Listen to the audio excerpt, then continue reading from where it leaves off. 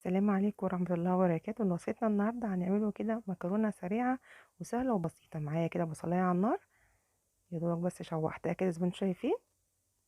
وبعد ما تتحمر هننزل عليهم بالصلصة، صلصة الطماطم اللي احنا عملناها قبل كده في القناة وفرزناها وشيلناها. طبعا بتوفر معاكي وقت ومجهود، يعني بصراحة خطيرة يا جماعة بجد. هننزل بقى بملح وفلفل اسمر ونص معلقة من الكزبرة. انت بقى عايز تحطي كمون براحتك، عايز تحطي بهارات براحتك. هنا بقى معانا حوالي 4 معالق من الصلصة، حطيت عليهم مية وضفت عليهم ملح وشطة ونص معلقة من الثوم. زي ما انتم شايفين، عايزين بقى تحطوا خل برضو براحتكم. اول ما تتسبك كده هكون احنا بقى بنسلق المكرونة. بصوا الجمال، بجد بتوفر جدا يا جماعة وبتدي طعم خطير وتوفر عليكم الوقت والمجهود. هنا بقى نسلق المكرونة. انا بشطف المكرونة بعد ما تستلق، في ناس ما بتحبش تشطفها، براحتكم.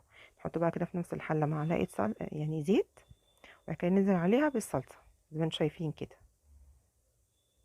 هديها بس تسخينة كده، وبعد كده هنزل عليها بالمكرونة. هسيبهم بقى حوالي 5 دقايق كده يتلدنوا كده كلهم مع بعض، والصلصة كده تشرب من المكرونة والمكرونة تشرب من الصلصة زي ما انتم شايفين. خلاص الوصفة بتاعتنا خلصت. ايه رأيكم بقى في الجمال؟ شوية دقة كده وشوية مخلل او بطاطس محمرة وتبقى خطيرة يا جماعة. يا رب الوصفة تعجبكم. السلام عليكم ورحمة الله.